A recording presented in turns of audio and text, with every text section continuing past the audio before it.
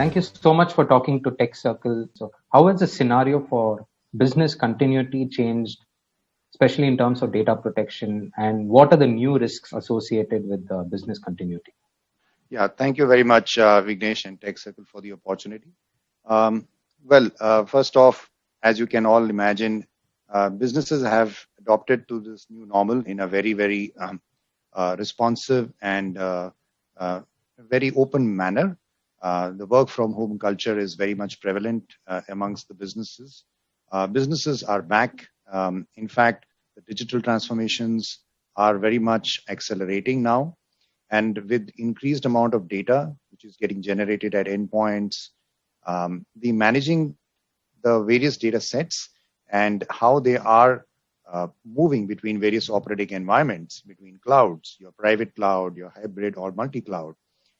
Businesses have learned how to ensure protection of key assets as they move and their own IP, which is very important.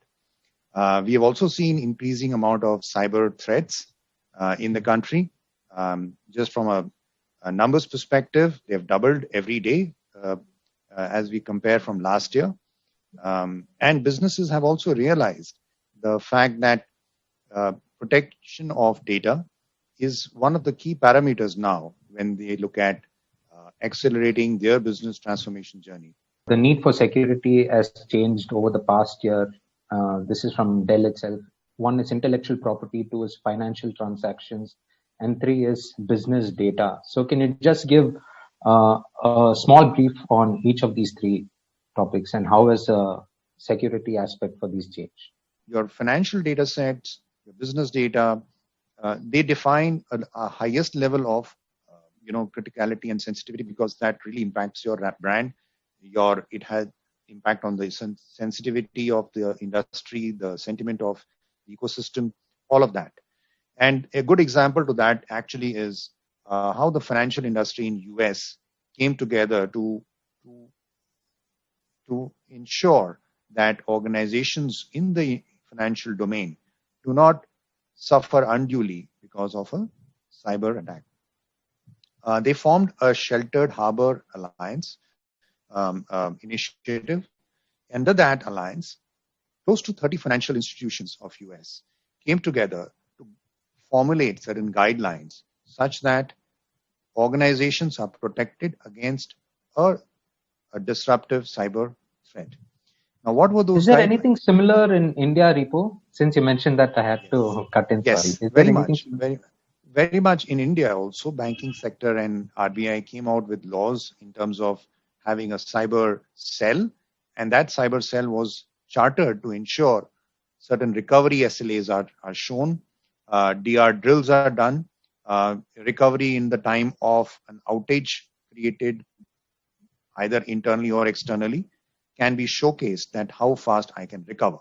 And audits have to be done regularly. So the banking sector is already following these norms.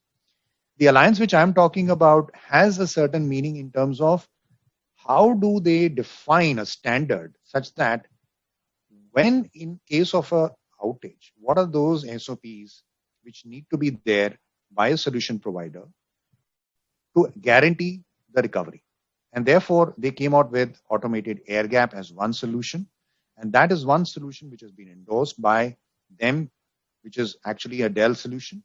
And this helps the industry feel reassured that with such solutions, they will be guaranteed the recovery when it really matters the most. Similarly, in India, there can be many other sectors where such enforcements will come in because cyber threats are prevalent everywhere. And more and more organizations which are also looking at, going on cloud, for example, public cloud, they need to have a copy of their data with them. And that is a must. And that's for having a vault, which we call an air gap vault, is a must, which guarantees that your data is secure even in case of a cyber attack. So these are the various facets in which critical data typically moves from normal to sensitive to very sensitive. You briefly touched upon disaster recovery. So do you feel that CIOs need to spend more time and money on disaster recovery solutions than before? disaster recovery and cyber recovery are two different things. Disaster recovery is all about in case of a natural attack, disaster. What can you operate from a different site? A site failure. Whereas a cyber can take you down on both sides. It can even be pervasive. It can take all your data centers down. So your disaster recovery will guarantee that, okay, in case of a site failure, I'm up and running from some other site. And it is largely to do with production systems. Whereas a cyber recovery, which is another form of the highest level of data protection that we guarantee, comes when you really have a cyber vault, which is off the network vault created either in your primary or DR site, so that your data is untouched, is away from the network. You periodically bring the data sets in that vault, keep checking for any malware, any threat, and you lock the gold copy every time that you have checked it. So that in case of detection, you are able to recover from that gold copy and bring it back to your network by closing the air gap. So when you open the air gap, it's off the network. You close the gap, make the sync happen, and your gold copy can be retrieved. How would you compare public cloud security in the developed regions such as North America and Europe, and how do Indians see public cloud differently?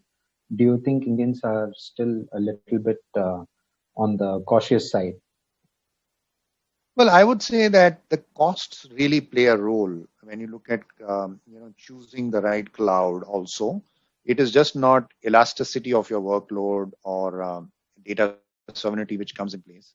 Actually, the running costs in cloud also are very important. Certain applications, depending upon your access and the way you want to use them, if the access is too frequent, then your charges on a public cloud from a bandwidth perspective tend to go up, because there are charges for egress costs by every provider.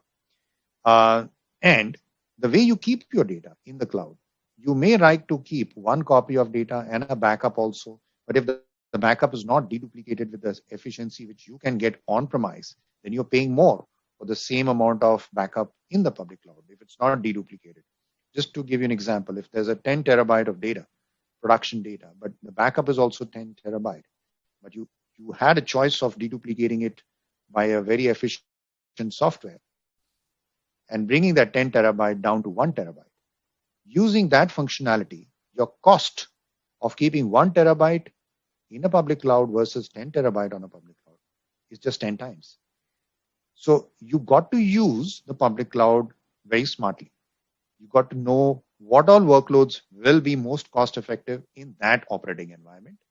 And if certain applications, which are which are very frequently accessed, where I know that my users will keep them with you, your cost of operating will be definitely cheaper when you keep them on-prem, especially in countries like India, where we have seen cost of real data centers, bandwidth, also even the management costs, the human resource costs are far more cost effective